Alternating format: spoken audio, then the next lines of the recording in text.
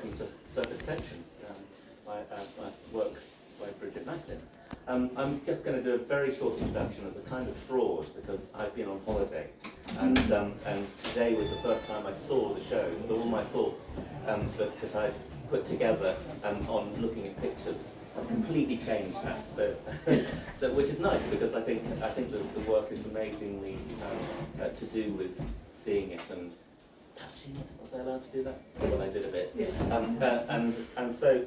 But I also need to introduce Anna Bingham and thank her very much for coming along to do a kind of chat with Bridget.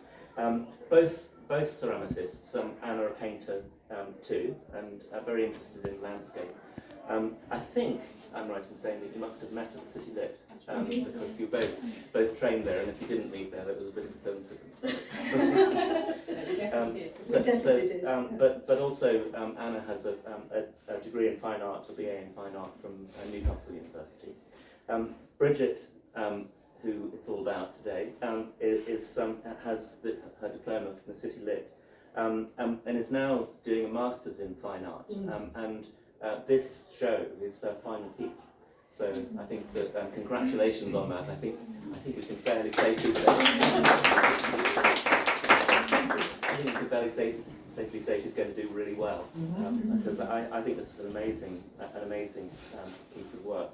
The landscape is at the heart of your work, really, and I was really interested looking around and looking at it online when I couldn't look around, to see the way in which you're taking in a way the English landscape, and landscape as a whole, and working out what it is that we're doing with it, really.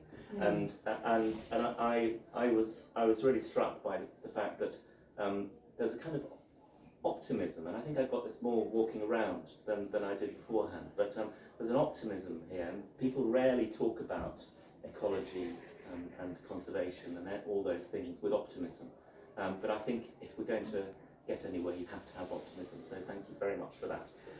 The work is place specific, and interestingly, people might not have noticed, but some of it is even working here is specific to here. And Kate told me that at various times the dust was swept off the floor and collected for Bridget to use in her pottery and posted.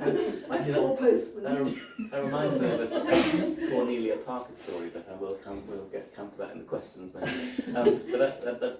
I just love the idea of the dust being collected and posted and it made in another place, but having something to do with here. But that gives a clue also to the thing which I think is really interesting about it, was that there is always in the work a kind of contradiction or complexity, even though the forms are really simple, between very pure and thin, fine and fragile stuff. So fragile that when I was walking upstairs, one of the pieces seemed to move, and I went back. Actually, it did move. It was kind of rolling around. So I thought that was. So they're really fragile. But then you're using dirt and stuff from to add into the mix, and I hope we're going to find out how at some point. But that contradiction between that thinness and roughness probably has something to do, and I'm not going to say what it is, with the relationship between mankind and the environment as well, and maybe different things like that. And so I'm just really looking forward to hearing this conversation. So thank you very much. And the thing I wanted to say I got most out of your work was this sense of hope. Oh gosh, thank you. So Bridget Macklin. What great introduction. Oh, fantastic. Can we go now? I think you've done it. We'd really like this to feel quite informal, and we're going to just chat and then we'll open it up to questions, and I'm sure you'll have questions because Bridget's work is so fascinating and we can't possibly cover everything that you might want to know about it in a short time. But I just wanted to start by saying, so well done. This is the culmination of your master's work, and just start by asking you sort of, what were you hoping to do with the Masters? Because you came to do it because you said you were kind of getting to a point where you wanted a challenge and maybe you wanted things to get a bit shaken up. Absolutely. And so now, looking at what's come out of that, sort of how do you feel? Surprised, yeah. Really surprised, because it's still got the fragility, it's still got the found materials, it's still about landscape, but it's certainly been shaken up. Yes, I wasn't casting before, whereas actually the casting has become quite a thing. I wasn't printing before, so the MA has really made me question what I was doing. That's been challenging, it's been exhausting, it's been tearful, a bit like the diploma. We shared a lot. Long bonding. Yeah, but doing it online has been interesting too, because I haven't had that. I haven't had what I call the coffee shop talks, and that's been a bit of a challenge. So instead you've sort of been immersed in your place and your studio and having to kind of juggle that in amongst life, carrying on. Yes. But it's interesting because I've known your practice for a long time now, 10 years. I can see so clearly that your voice through it all, and the threads which sort of connect back to your interest then were really clear, with place and geology coming through. But what new things have come out that you're surprised by, that you're doing, and you thought, I wasn't ever thinking about that? I think it was always about porcelain, and that was partly because there was a feeling that you don't touch porcelain until you know what you're doing, and I was determined to undermine that idea. And I think probably an awful lot of my work is about being told, no, you shouldn't do that. Oh yes, I can. And taking a challenge and making something of it, which isn't necessarily what you anticipate, but something comes out of it. I think the way it's changed is it's become much more site specific and much more about the story of a particular place. So this was specifically about this project in Hampshire, which I know isn't very close to here, but it's a really exciting and optimistic project, and that was what Black Nest Fields, which really excited me because it's a small community of volunteers who are doing something remarkable, and you walk round the site and it is just literally buzzing with butterflies and insects. And we lifted up they've got a piece of corrugated iron just lying on the ground, and you lift it up and there were 2 grass snakes and a slow worm. Well, you don't see that everywhere now, and it's just so wonderful to know that there's people actually creating places like that. So it's about that. I think I definitely want to talk about process, but almost sort of before going into that directly, I'm curious about when you're sort of in a place, how you then bring that back to the studio, and do you have any feeling about how you want to direct the forms, and does something come into your mind like, I need to make this shape, for instance, or this thing, or how do you bring that sort of material and inspiration back and then start working with it? Actually, I've got no idea. I mean, sometimes it's the 3 in the morning moment where you suddenly wake up and go, oh my God, I could do that. The sort of the balloon shape was inspired by an exhibition at the Tate Modern in March, I think it was, of a lady called Maria Bartasova, who makes work in plaster of Paris, but it's beautifully fragile, and it's got a sort of ethereal nature to it. And being plaster of Paris, I thought, well, that's what I would use for moulding, so why can't I take her fragile structures and see what happens? So that was that. But after that it becomes, I'm in the studio, maybe something hasn't worked. So I've got a piece of clay left over that I was going to recycle. What happens if you tear it? What mark do you get? What happens if you put something on top of it? What happens if you fire it upside down on the kiln shelf and the kiln shelf sticks to it, which is, the lovely lady at the back there has actually bought a piece with backwash on it, which I don't think many people use backwash in their work. So it's experiment. It's not always the bright idea that sends you galloping to the studio. It's the thing that happens when you're there.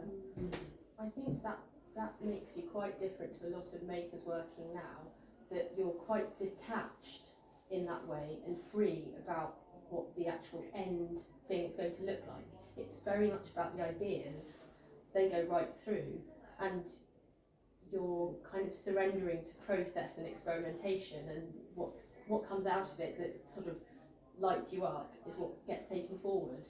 Whereas I think perhaps some people are kind of maybe slavishly trying to achieve a certain physical outcome, but I don't get the sense that you are. I feel that you're very much more free about it. Is that? I've got a feeling it's about, I think it is fair, and I think it's about knowing your materials and therefore being able to take risk. And I think a lot of people working in ceramics at the moment don't actually know the materials, so they haven't got the confidence to just see where it leads them. Whereas my sort of ceramic, apart from City Lit, which was very disciplined in terms of, you know, what would work and what wouldn't, my training in ceramics has been quite unusual and quite self-led. Yes. And I think that's where that comes from. Yeah, so you were talking about that the other day, how you were sort of given the space to work and tried to seek out some input where possible, but you were just left to learn on the job, just working it out. Well, that was my own fault. But perhaps that's really set you up for working independently now. You know, that and relying on yourself. and what left me in that position was that I wasn't going to do ceramics at all, and then all of a sudden I was doing ceramics and nobody else was, and so there was no tutorial support. That's because I'm quite stroppy and difficult, and I do the thing that I shouldn't do, and it comes through in the work, I suppose. Do you think that's because you're, well, I think it's because you're pretty fantastic, you're my friend, but I think there's that will to sort of experiment and pursue something and just try. Why not? Just try. Yeah. And I think that's why this work feels very exciting and quite different. It is about let's try, let's see if it happens, let's see what I can do. But then I go back and then I try and perfect it, and I'll make several of, not the same, but very similar pieces. Because having found something that I think will work, and there's a kind of, well, let's hope nobody's done this before in there. In fact, somebody came in the other day and said, I've seen this work somewhere else. I was like, I hope you haven't. Because I want it to be different, I want it to be original, but I also then want to go back and perfect it. Yes, and then do you think that's a bit about maybe getting a bit attached to something that you like and thinking, oh no, I want to make the best of this thing, that, you know, I like this form and I'm going to keep going with it till it gets to its best iteration? Yes, possibly. I mean, I've been looking around, I've got to know this exhibition quite well. I've been here mainly on my own for 3 weeks, and I found myself thinking, gosh, why have I made so many of that form? And the answer is that it's fascinating. It's a really lovely form. It's beautiful to hold, and it's beautiful to explore. We'll talk about the process of it in a minute, but it's beautiful to explore that shape and what you can do within that shape. So, yes, you're right. So, talk a bit about this space, which is a very interesting space, and the way that the actual materials of the building kind of have a conversation with your work and the materials is really thought-provoking. So is that why you chose to show here? It wasn't my first choice. I wanted to be closer to home, but having chosen it, which happened quite early on in the project, it's really lent itself to my work, and I've been able to I've worked with Kate and Charmaine, you know, who was then posting me dust, for example, and I came quite early on and took a lot of photos of the walls, and I love the fact that this building has been left showing its story, showing its history, and that just fits perfectly with what I'm trying to do. So it gives you that foothold, and literally the dust is that way of anchoring to the place. Absolutely, isn't it? Yeah. Physically. Yeah. So let's talk a bit about the process then, because I think that's what everyone wants to get into. Okay. Can you talk a bit about that? My sort of jumping off point was really from another maker point of view, really. How you work, whether you kind of simultaneously just have a few different things bubbling away, of different types of process, or whether you really absorb into one, say with the koniki bottles. These ones, point one out. Yes. So these very different process and form to the casting, Yes. but definitely related. So do you find that you're kind of cross-pollinating and doing things, or you trying to be separate? I think it's a bit of both. I think there were times during the last few months where the studio has been utter mess, because there's been stuff on every single flat surface and different things at different stages, which is partly because ceramics, you've got to be patient, you've got to wait for things to dry, you've got to wait for them to go in the kiln, you've got to wait for the next stage. But it's also because I'm a bit of a butterfly brain and I want to be trying all sorts of different things. I got addicted to the Kohiki method completely, as you can see, because there's dozens of those bottles up there. But it's such fun. Shall I tell you how you do it?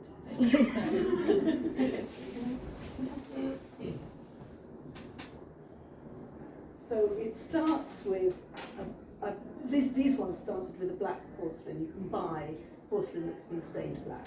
So it starts with that, and we roll out a thickish slab, and then you paste this slip on top of it, which is sort of consistency of butter, which is a mixture of various chemicals, and into it I added found clay, which is what gives these the colour. So you spread that all over it. So then you've got effectively a thick slice of bread with the butter on top, really thick, and you dry it out a bit with a hairdryer, and then you throw it across the room.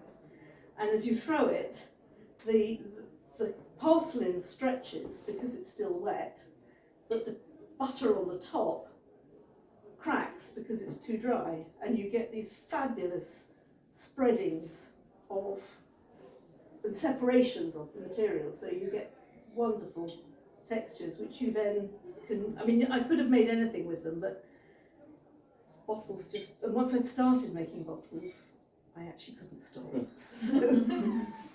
So the difference between that one and the red one and the other is just the way you throw it? Or? It's the, I think it's probably the amount of this paste that you've put on, the marks, the way you've made marks in it, I forgot that bit. Before you throw it, right.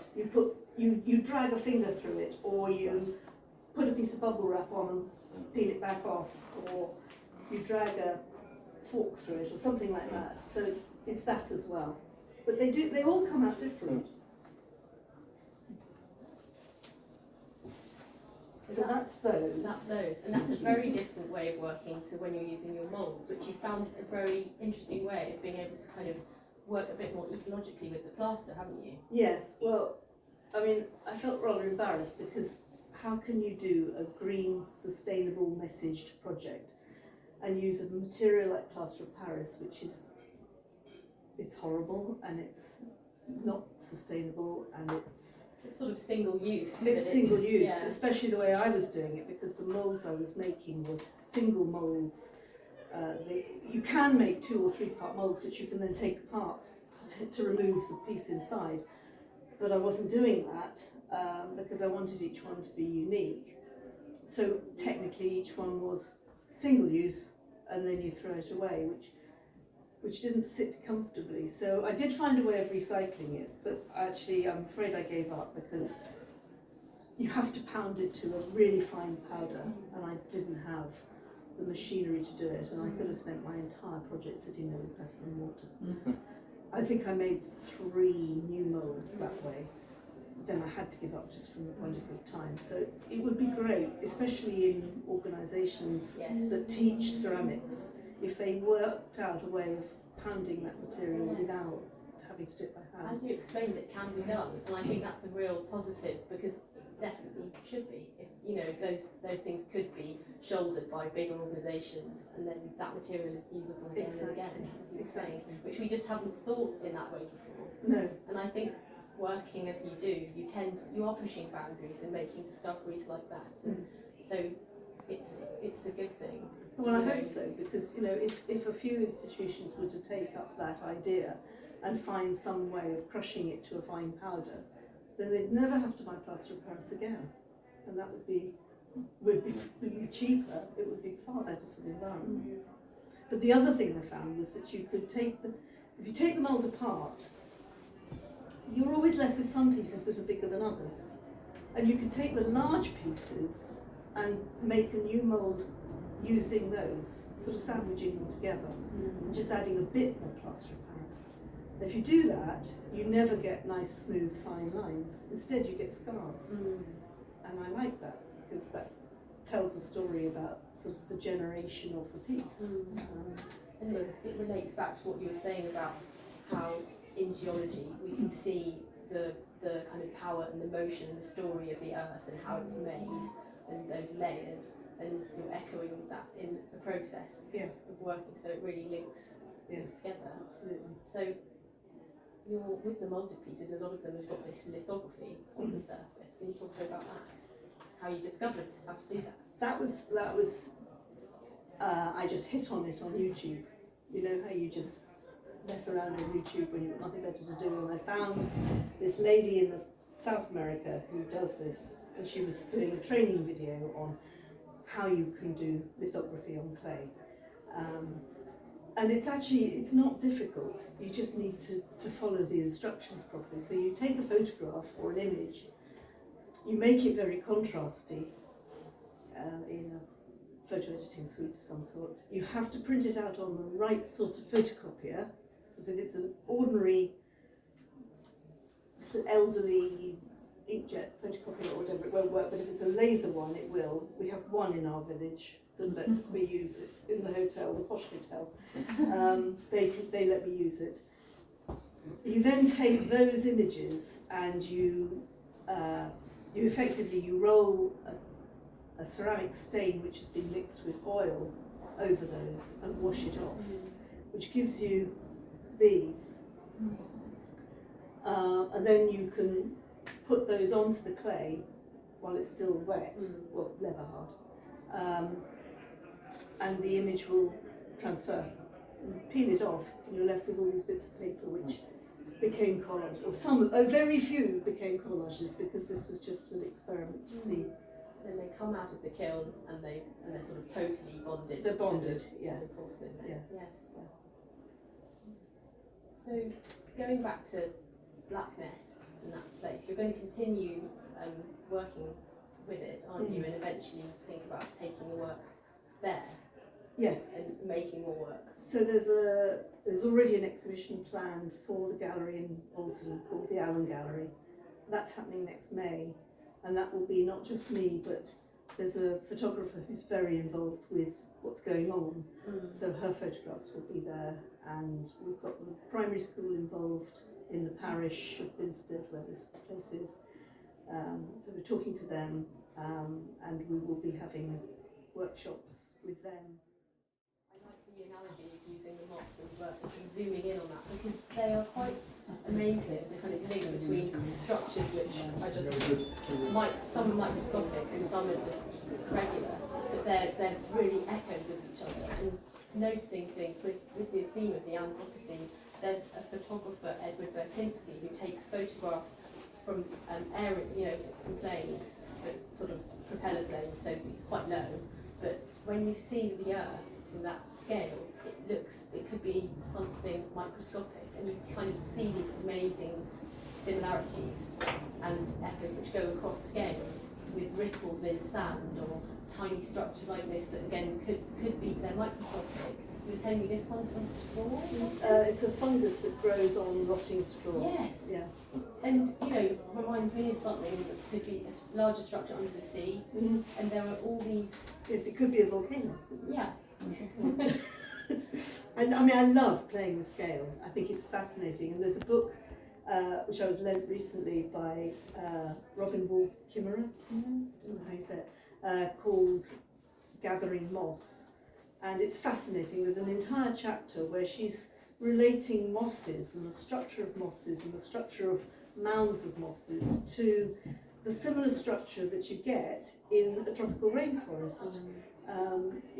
With the same sorts of relationships between species. And you look under a microscope at a piece of moss and it's alive with tiny little things crawling around in it, much the way that the tropical rainforest is alive with snakes and monkeys and goodness knows what. It's just scale. Yeah.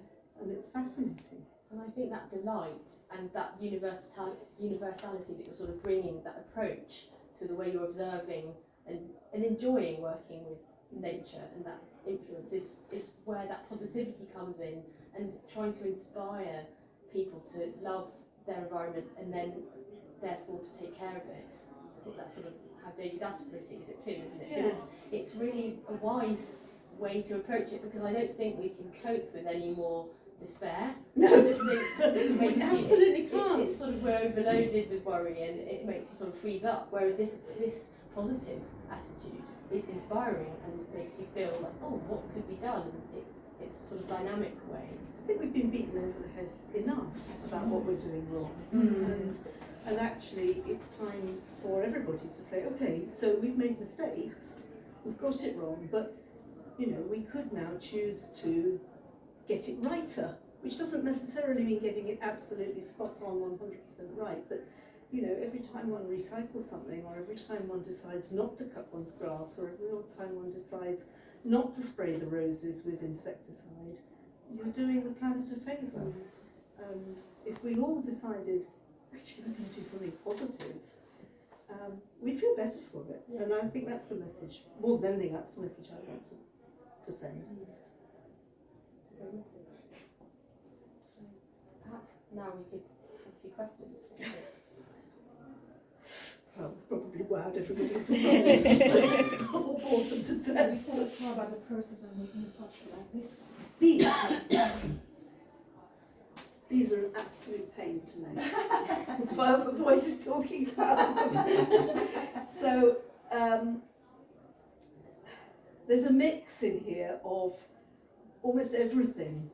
So the base has been made in a mould, and then the pieces that have been attached to that mould upside down,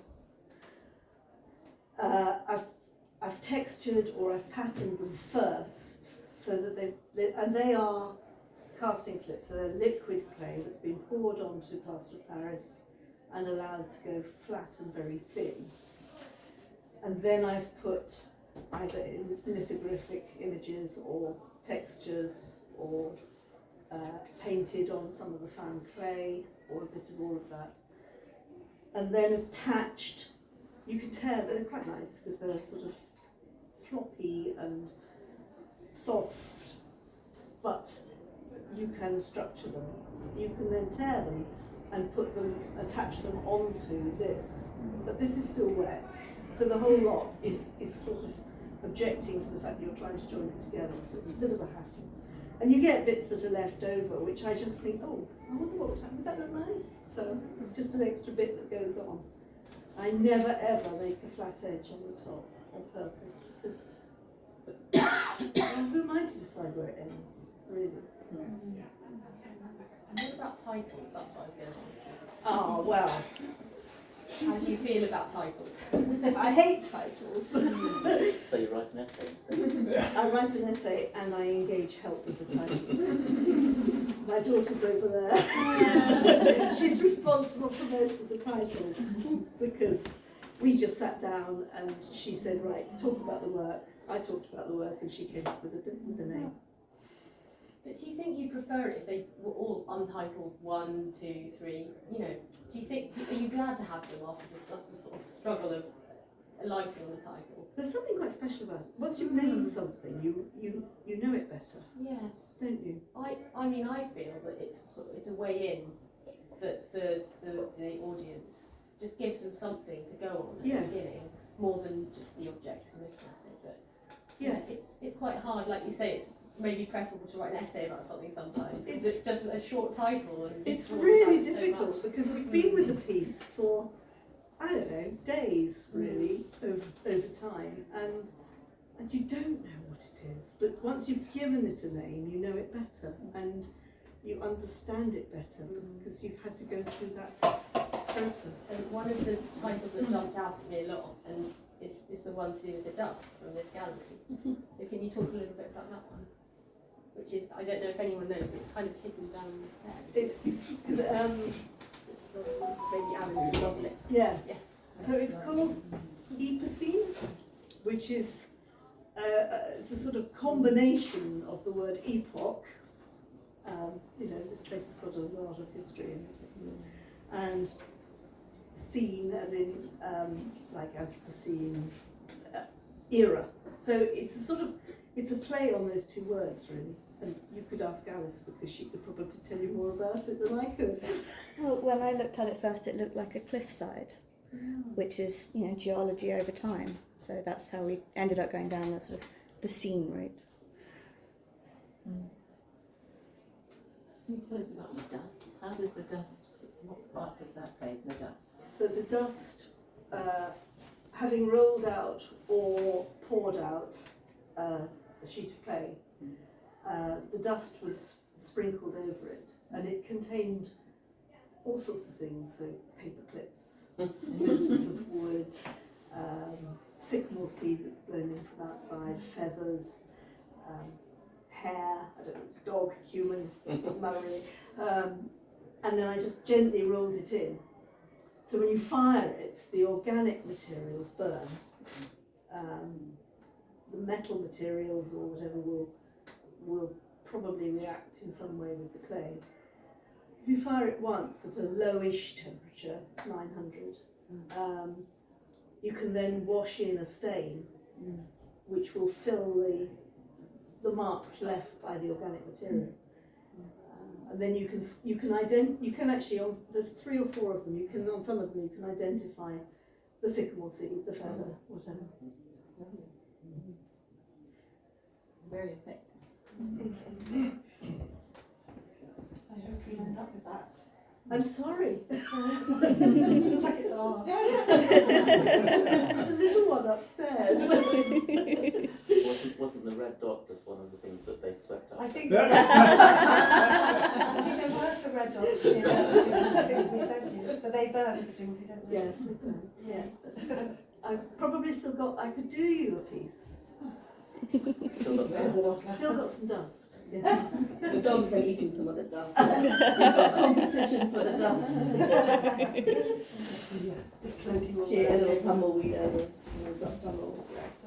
So I wanted to ask about, I mean, it's a bit about naming again, but some of it's very, in a way, related to science and ecology. Others seem to be quite mystical. And and I wondered, I mean, you almost, I think, I'm right in saying, reacting to this invented place, whose name I can't now remember, which is that's it. Yes. So what you have to understand is I'm an ecologist by training.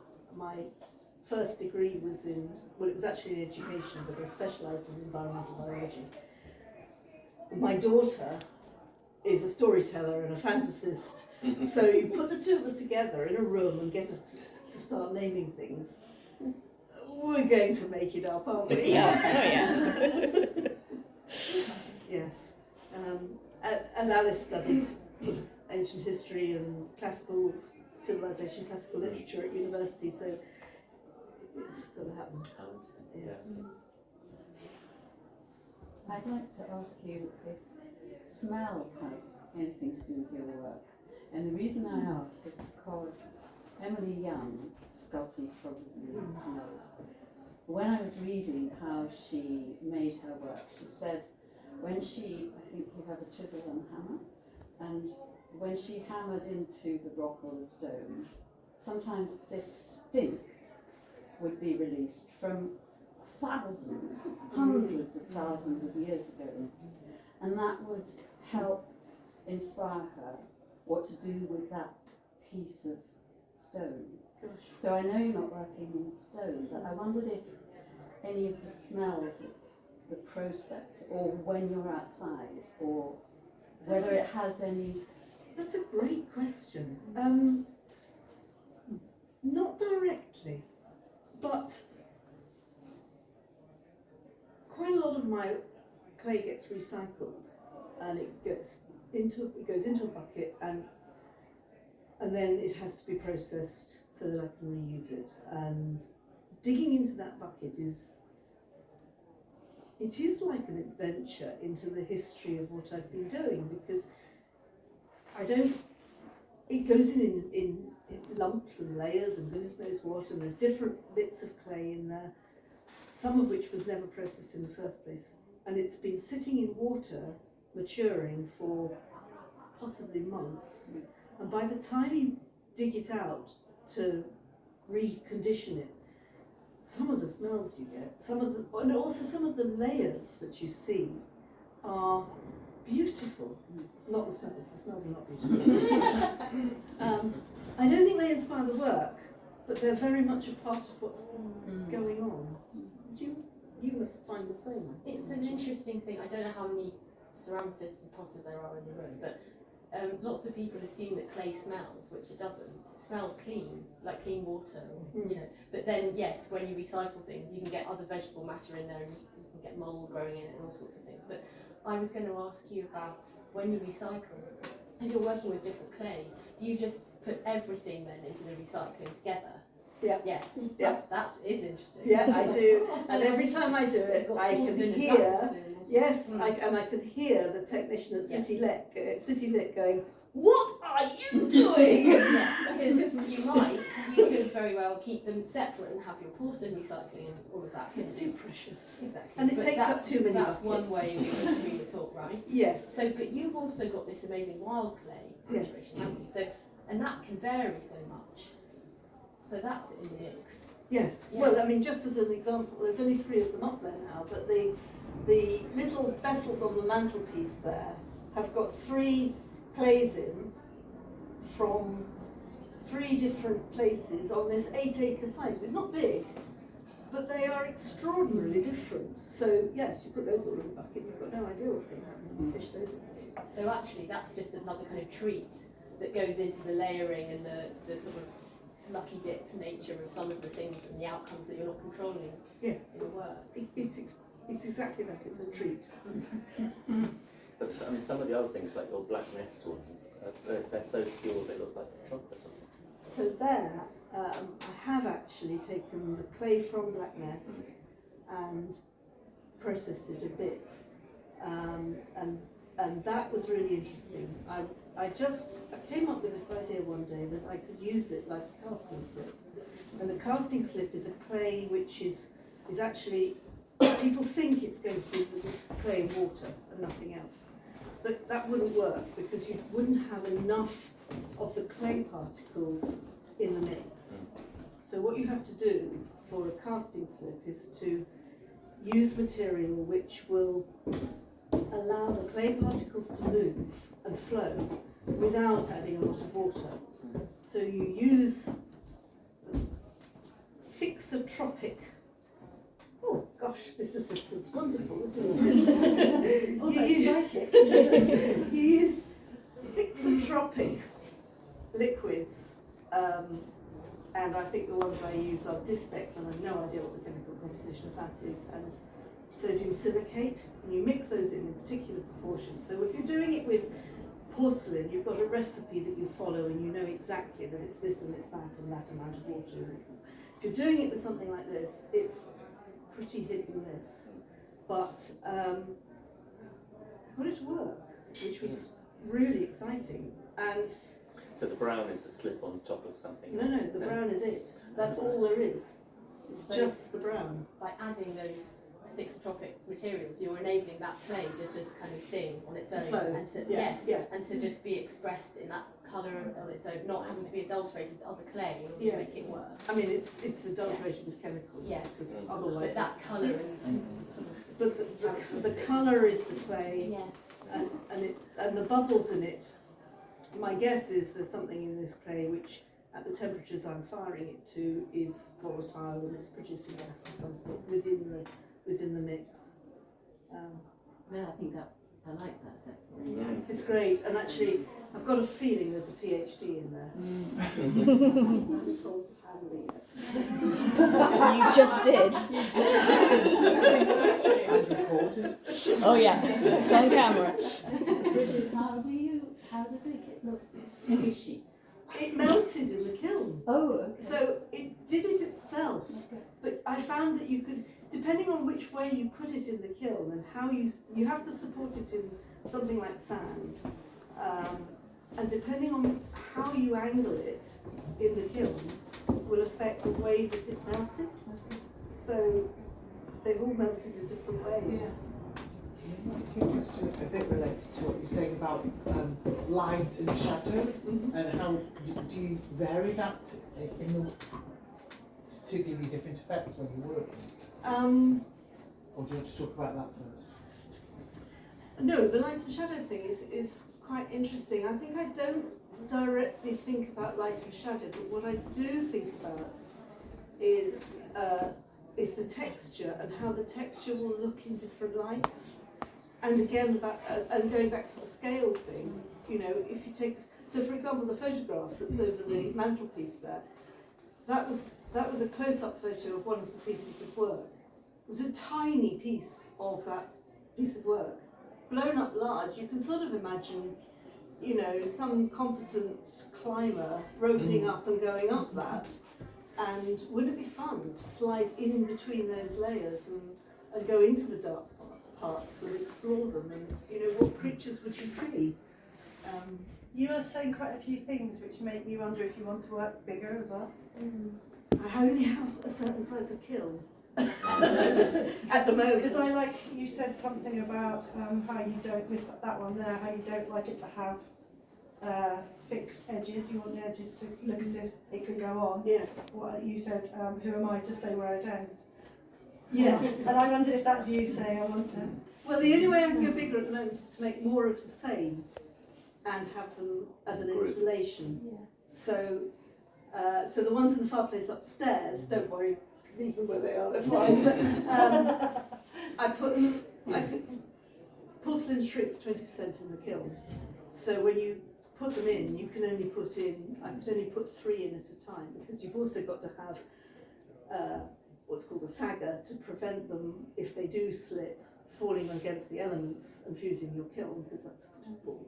So, so I could only have room for 3 the first time I did it, but they shrank so much that I could then put another 3 on top and just guess where they would fuse together. And that's the ones that are Which sort is of the ones balanced in the which apartment. are coming out of the fireplace. And then to make the installation bigger, just have more and spread it across a bigger area. Do I want to go bigger? I don't think the clay's going to let me. It's too thin. So this is another example about the question about the shape Alan brought down. So you can see this is done a different thing. Yes, so that was laid absolutely flat in the kiln. I think it had some sand underneath Yes. it. But maybe it was just in a hotter spot in the kiln, because that's the other thing. You can't completely control the temperature. You can program it to go to 1280, 1300, but you can't be sure that it's absolutely even within there. So if it's in a different spot, it's going to do different things. It's going to get a little hotter and not quite so hot. Yeah, that's great. I love it. It looks like a cushion's on the side. And I think football. Yeah, it does have that sort of leatheriness as well. Yes. It also looks a bit depressed. Poor little thing. This one. I feel very sorry for that. That's very moving. You know, it looks like it's just in the process of deflating, doesn't it? When this has already got there. But that's what I like about these, that they really show that quality that clay has that we love. You know, you talk about leather hard clay, and when we're working with the clay, it dries progressively as you're working on it, and there's this sort of great time when it's workable and not too floppy. You can do all sorts of things with it, and this really conveys that fluidity and possibility. Yeah. Yes, but it's also, it's the frustration of clay as well, isn't it? Because, you know, there are times when you just have to say, right, walk away. If you touch it now, you are going to ruin it, because it's too wet or it's gone too dry and got to Exactly the same with painting. Yeah, Exactly the I'm same. sure. Yeah. So these were cast, These were casts. and there's a sort of chemistry that you found to create that, or did you have to experiment with that? I had the recipe. I knew how to do it for porcelain. Right. I hadn't got a clue how to do it for any other clay. But I knew that it needed to be, I knew what it needed to feel like as a liquid. You can get a, what's it called? There's a tool you can use. Do you use Oh yes. Hydrometer. Hydrometer. Yes, you can get a hydrometer, and then you would probably be able to be a bit more accurate. But actually I quite like just Where's the problem? Yeah. Sorry? Where's the fun in that? Yeah. Well, yeah, just stick a finger in and see if it's, you know. So the fact that those slump and the porcelain ones don't is because the recipe is made for porcelain and you're adding things to it. No, I think it's the nature of the chemistry of the clay itself. So you have clays that you are supposed to fire at 1100. Porcelain will fire to 1300. This probably, if I'd fired it to 1100, would have stayed the right, inverted commas, shape, and would have been a very different colour. It would probably be I'm guessing, a bricky red. And a different texture most likely. Yes. Maybe perhaps not so much sheen to the surface. I think so, yeah. And this is the one you dug up from Black Nest. Black Nest, yes. And you could sort of keep firing them if you didn't like the shape then, or My kiln goes to 1300. I've never pushed it beyond that. Don't know what would happen. and what was the intention of the recipe? Where do you find a recipe for that? Or do people intentionally slump things and that's the thing and there's a recipe? No, the recipe's for the liquid clay. Oh, okay. And I was given that years ago Okay. to make my own porcelain slip. Okay. So you And can I just push took in that recipe and thought, well, I'll start with that.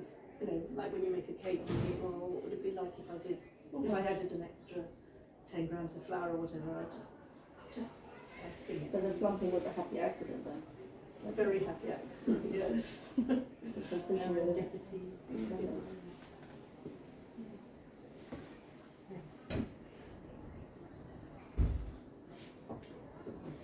Any more questions? I've got one. Oh, no. What next? The PhD. PhD. What next? I have an exhibition in St Ives in the Penwith Gallery in October called Tides. This work will influence what I do for that, I think, probably. I'm thinking about rock pools, and Anna was mentioning ancient words for flood tides and ebb tides and things, which sounds quite interesting. I love tidal atlases and the maps that you get on. Don't know how that's going to go. And then Black Nest next summer. Yeah.